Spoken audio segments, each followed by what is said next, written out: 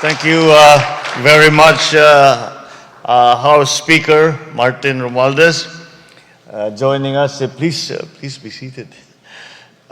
Joining us this evening is our Department of Finance Secretary, Ben Diokno, the Manila Overseas Press Club Chairman, Tony Lopez. To just describe me, I was clarifying it when he sat down. Sabi, is it too nice, too nice and too decent? You haven't spoken to some members of my staff recently. But but I have to say, I've never been described in such glowing terms. Thank you very much. MOPC Vice President Mike Toledo, the other members of the Board of Governors, fellow workers in government, ladies and gentlemen, and all our distinguished guests, good evening. A pleasant evening to all here tonight. It is a pleasure to join you for this event and to share with you some of the insights as well as my administration's upcoming initiatives for the country. Since the campaign, unity has been our battle cry since the beginning of the campaign, and now we are setting into our track and finding our pace for the 6-year marathon. Unity remains one of the primary driving forces in pursuing economic recovery.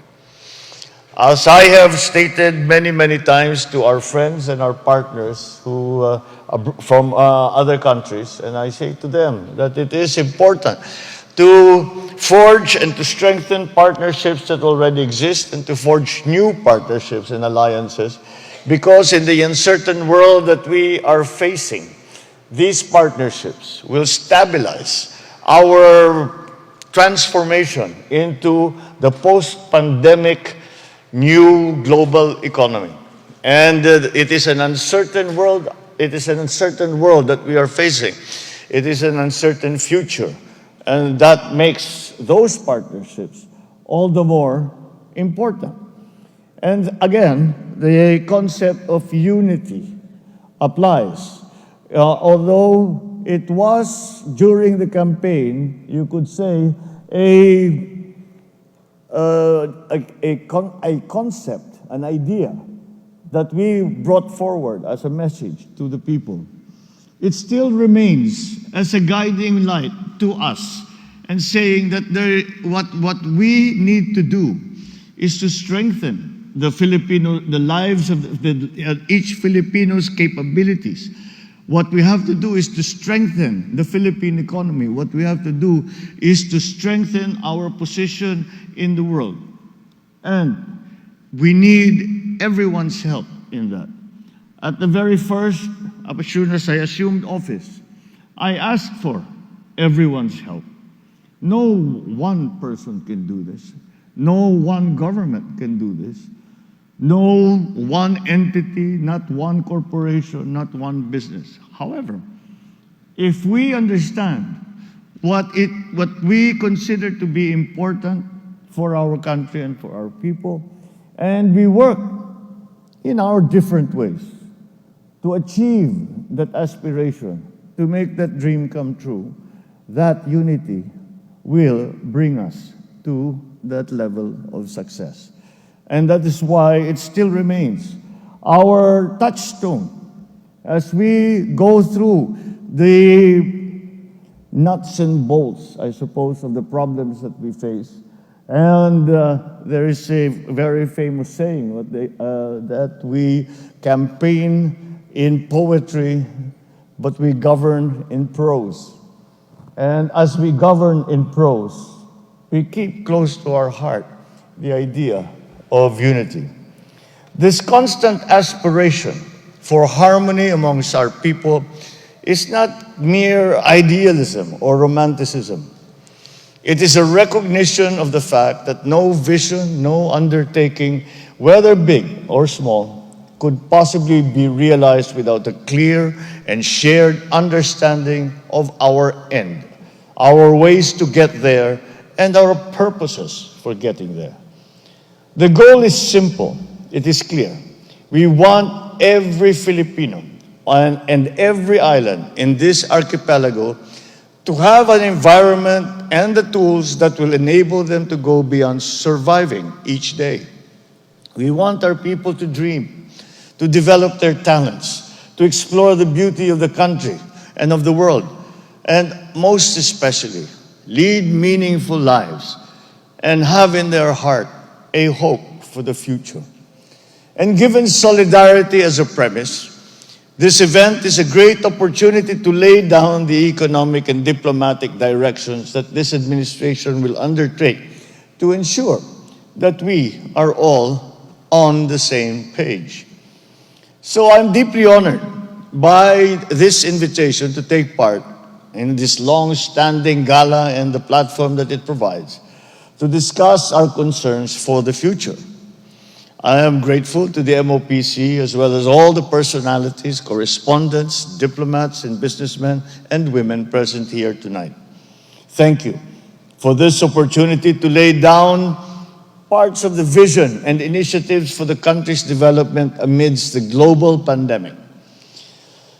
In previous engagements, I have expressed several of the key priorities of this government, and tonight I wish to reiterate them to you all.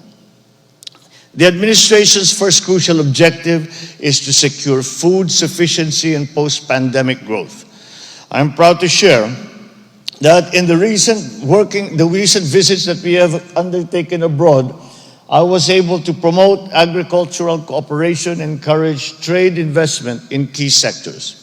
Locally, the Department of Agriculture has continuously provided production inputs to farmers and fisherfolk, such as high-quality seeds and fertilizers, as well as post-harvest machinery and facilities, including trucks, dryers, mills, all that can potentially contribute to the productivity and profitability of our farm workers and to increase their livelihoods. And so for them to once again make a living out of the agricultural sector.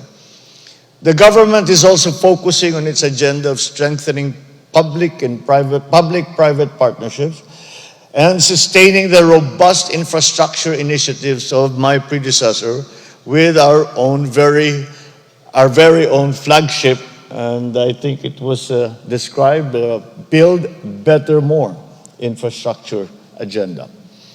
We need efficient infrastructure systems to serve as the backbone of the economy. There are certainly difficulties and challenges in the global arena, but we remain resolute in our efforts to cushion the impact on the Filipino. So we enjoy not only government and industries, but also the public to help in sustaining the positive trajectory of our socio-economic growth. For all our vision and aspirations, I underscore the crucial role of the press in building an active citizenry, one that contributes to the development of our society. The nation counts on media in improving access to information and increasing awareness on issues that affect our country and the world. Your proactive participation in keeping a well-informed citizenry forms part of our collective goal to empower Filipinos and establish a more robust Philippines. I could not share all our plans for the next 6 years, but I will stand here and I will say that you may rest assured that we continue to articulate our plans with the members of the media, of course, especially the Manila Overseas Press Club. As I share your club's conviction in the importance of upholding the universal right of free speech and press freedom, as well as giving and receiving accurate information, I'm committed to remain open with you, constantly communicating our progress as we move forward. I urge you to effectively communicate to the public the government's efforts and initiatives towards our country's development. This is the another partnership that we must continue to strengthen. It is the job of our media practitioners to not only analyze, to not only give their opinion, but to also inform and let our people know what the government is doing and how it will help their lives and how they can be part of that progress, that process of progress that we have started. Under my lead, we will support and protect the rights of the media as they efficiently perform their duty. Whatever difficulties we may encounter from this point on, the government will always be ready to lend an ear and to listen to your concerns and to answer all that you may want to know. We will not be your leader, but we will be your partner as we work together to see the full promise of the Filipino nation fulfilled in the days and in the years ahead. I thank you all once again for this opportunity and I enjoin you all to pray and hope for the success of our efforts. Maraming salamat sa inyo lahat. Mabuhay ang Pilipinas at magandang gabi po sa inyong lahat. Thank you, Mr. President. May I ask Kit Tata to ask the first question. Please identify yourself, go direct to the point, don't deliver a State of the Nation address. Please come forward, Kit, or give mic to Kit Tata. By the way, allow me to greet my compadre, great friend for a long time, since years back of Marcelo, and before Marcelo, my tutor in college, the great Kit Tatat. Happy birthday, Kit. Thank you He very celebrated his 65th birthday yesterday. 83rd. 83rd. Good Mr. evening. President. Good evening. Good evening, Senator. Thank you very much, Tony. Mr. President, in deference to the chairman of the MOPC, I tried to write down my question too. Mr. President, first of all, may I thank and congratulate MOPC through its chairman, Mr. Tony Lopez, for organizing this timely multi-sectoral forum. And may I say how honored and delighted we all are to listen to Your Excellency after your highly successful visits, first to Indonesia and Singapore, and then to the United States, where you addressed the 77th session of the UN General Assembly and met with US President Joe Biden, other foreign leaders, and numerous American business and investment groups. The UN General Debate was dominated by fierce denunciations of the Russian invasion of Ukraine and passionate calls for severe punishment of the offender. Your Excellency, however, made it abundantly clear that the Philippines will be a friend to all and an enemy to none, whether in this conflict or in any other. This is a universal aspiration rooted in the gospel, a stark reminder that war always destroys and peace alone delivers. My question, Mr. President, is this. Having defined the ideal, will you now want to operationalize your exalted foreign policy vision so that the world would have a working model to follow? And if that opens up a diplomatic corridor for sovereign nations to cooperate with greater zeal for the elimination of war and the threat of war, would you be disposed to lead such an undertaking? At an appropriate time, will you want to take it up with, say, your colleagues in ASEAN and in the non-aligned movement, of which we have been a member since 1993. One small related question, Mr. President. The UN Secretary General recently said that so far humanity has been Kit, one. Kit, can you reduce your question to 5 words? What exactly are you asking? What is your exact question? Yeah, I asked the first question. That would His Excellency want to operationalize his exalted foreign policy vision so that the world will have a model to follow? Well, And if that opens up a diplomatic corridor for many nations to work together to So you are eliminate asking the war. President if he wants to be the leader in peacemaking negotiations. Yes. Okay. In regard to that, I believe that it is, especially for the regional concerns that we have, that it is not sufficient for one country or one leader or one head of state to lead the.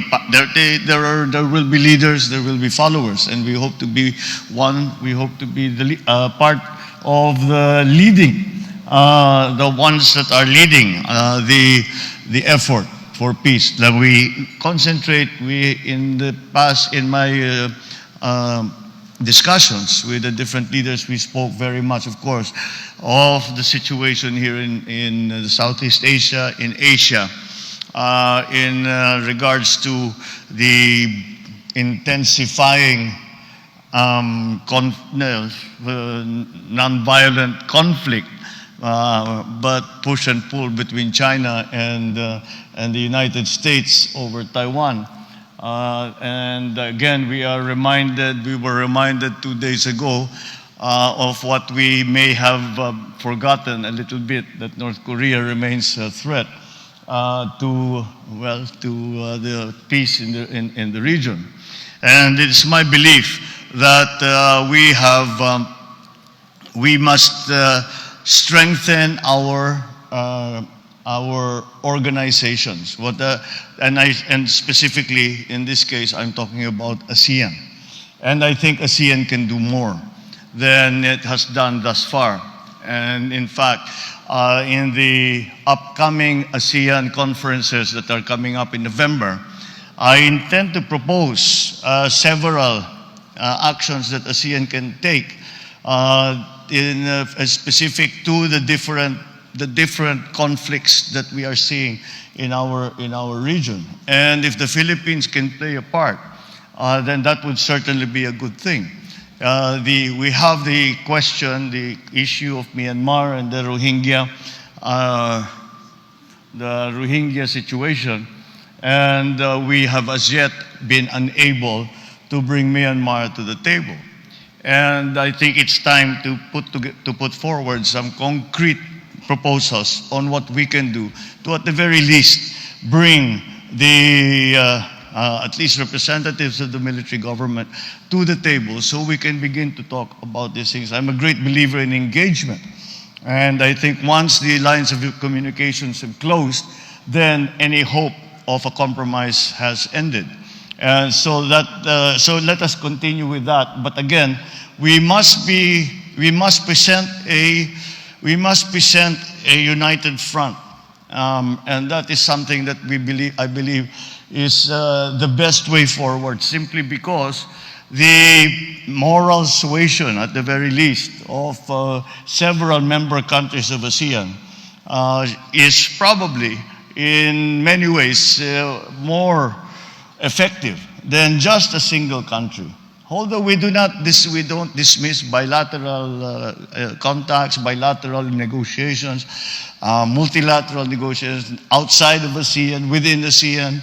I think we should continue to try and push our member neighbors to present that united front and to move that united front forward so that we can say that ASEAN, as a political, geopolitical aggregation, economic aggregation, has certainly shown that it has a function to to do in the normal scheme of the geopolitics, but when crisis comes, that they come to the fore. And that, again, is something wherein I believe the Philippines can play a large part. But in fact, in my speech in the United Nations, I already proposed and I said that it would be we need to abandon the idea of nuclear weapons, of having a stockpile of nuclear weapons as a deterrence. And we should remove that kind of Cold War thinking already from our geopolitics and remove lower the stockpiles and make them, and finally at some point, to remove from the face of the earth any nuclear weapons. And unfortunately, 3 days later, we hear the announcement from Russia that they are contemplating using tactical nuclear weapons. This brings us back immediately to the problem with North Korea, because North Korea is the only country in the region who has threatened the use of nuclear weapons. And if Russia uses tactical nuclear, hindi na bali yung strategic nuclear weapons, but if they use tactical nuclear weapons in the Ukraine, and it becomes acceptable that tactical nuclear weapons are a conventional weapon, then that might encourage other nuclear powers to think in that direction and to now actually use the unthinkable. They start using their nuclear stockpiles. So we have a very important part to play in that, because we have a great interest. We have it must be a subject of central concern in our foreign policy and in the defense of the nation in the Philippines. So I do not think we have a choice. We must play a leadership role, because it is in our interest. And if we do not do it, we are not doing our jobs as the protectors of our country, of our state, of our territory, of our people. If we do not take that leadership role, I think it has been thrust upon us. And it is in good Filipino, as a good Filipinos, we face up to challenges and we face up to responsibilities. So we will face up to this one as well. Thank By you the very way, much, Mr. President. by the way, Mr. President, I think when that they is a say very strong tactical yes. nuclear weapon, that's a bomb greater than Hiroshima or Nagasaki. And it's only tactical. Thank you very much. Next question from Ivan Mayrena. Thank you very much, my friend and compadre Kit. Magandang gabi po, Ginoong Pangulo. Good evening to everyone. Ako po Good si evening. Ivan Mayrena of GMA7. Mr. President, you will mark your 100th day in office in 2 days. What would you consider your accomplishments? What are the things that you wish you could have done? And what will you do, if any? What will you do differently? Well, I would say that I don't know if I would myself term them as accomplishments. It's very early on in a term, but nonetheless, I think what we have managed to do in the first 100 days is put together a government which is functional and which has a very, very good idea of what we are targeting in terms of strict economic targets, for example, in terms of the numbers of growth, the numbers of our different measures, the different metrics that we are using for the economy. But beyond that, I think that we still continue to enjoy that the unifying force that the elections became. Generally speaking, elections are polarizing. And of course, and even in this case, it was polarizing, but at least a very strong majority made itself felt. And I think that is something that we continue to use as our foundation. And with that, what the promises that were made during the campaign, for example, that we bring the best and the brightest, and we do not look at color in terms of political color. I think we have done that.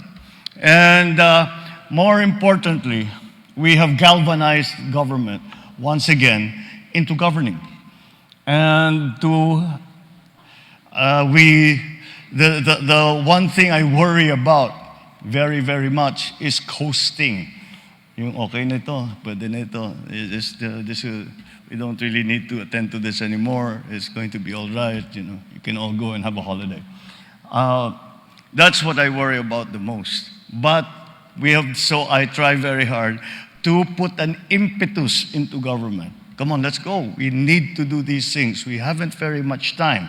We have very few. We have very many difficulties. We cannot count on other countries to help us in ways that they used to be able to help us. So it is up to us. But I think all of those, at least in the higher positions in government, and even slowly, it's filtering down to the rank and file, are beginning to feel that no, there is a point to government. There is something that we need to be doing. And this is the direction we are being led in. These are the things that we are going to do. We are going to go from here to there. This is why we are doing it, and this is how we are going to get it done. And this is the part that you will have to play if we are going to succeed. That kind of message, I think, has filtered down to not only the elected officials, not only the high officials in government, but to slowly make the bureaucracy understand, make all our officials understand that we are here as a government, we are here to govern. We have been put here to try our best to pull us out of this terrible crisis that we have just been suffering for the last 2 years. And I think we have achieved that. So it is that sense of urgency, that sense of again, it is that unity that we bring people together, and we are bringing people together for a reason. And the reason is not ourselves, it's not our families, but it's our community, it's our country, it's our people. That, I think, we have returned into government. I think that's the most important thing. On a more practical level, I believe that the engagements that we have had with ASEAN countries such as Indonesia and Singapore, and then eventually our contacts that we renewed. The nice thing is the Philippines has many friends around the world, and these contacts and friendships we have been able to renew. But I think since this is the coming out party for the world, it's not just the Philippines that's coming out of the pandemic. This is the coming out party for the Philippines, and we are able to explain this is what the Philippines is now. This is what the Philippines looks like after 2.5 years of crisis. This is what the Philippines is doing, and this is how we can help each other. Because not any one country is going to manage this transformation by themselves. And we will need each other's help. The interconnectivity of the global economy was brought home in a very convincing way by the war in Ukraine. Even in the UN, I would talk to the other leaders and I say, who would have thought that the war in Eastern Europe would affect the Philippines halfway around the world in the gut, in the food supply, fertilizer prices, seedling prices, fuel, all of these things. You never imagined that such a thing would happen, but here it is, and here we are. And so it was very, very important for us to find our place now in the world and to define that place and to explain that to the rest of the world, especially our friends, but also those who have not been considered as particularly close partners or allies. But we have been able to show that the Philippines is standing on its feet. The Philippines continues to to have its aspirations and its dreams, and we are willing to do our part in making those dreams come true. And the partnerships, once again, are going to be important, and we invite you to join us. So that is one thing we have staked our place in the community of nations. I think that has been very, very important. The other, I suppose, we have started we were able, I suppose, in the first 100 days, actually the first 60 days, maybe 50 days, we were putting out fires. We were just trying to make things work, because suddenly the problem, you're all aware, the problem with sugar, the supply, the problem with fertilizer. We were having to look to different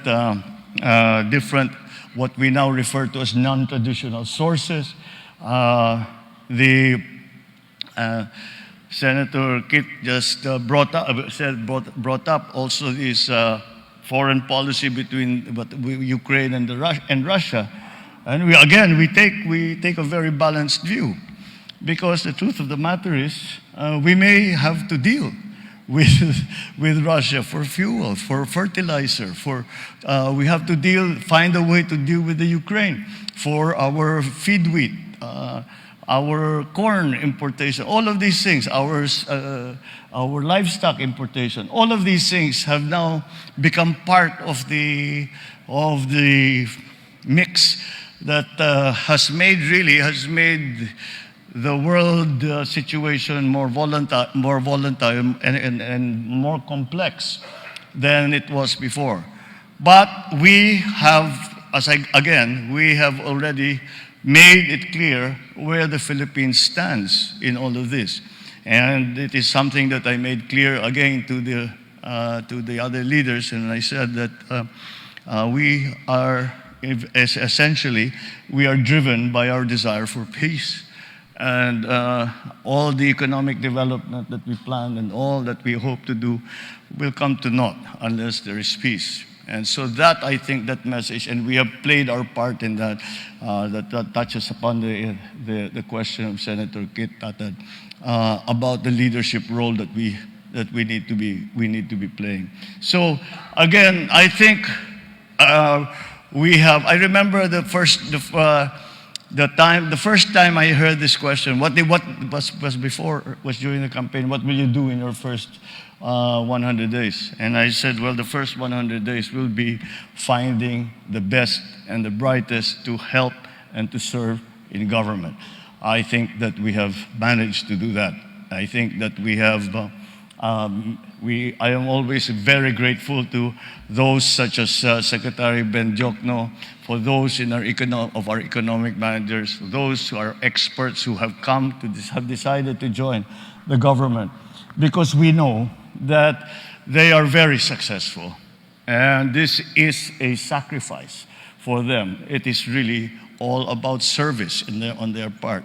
And so we are always very grateful for their talent. We are grateful for their industry. And to have them in place already, I think, gives us a very distinct advantage as we try to transform our economy for the next few years. Mr. President, ang haba na ng istorya ni Ivan.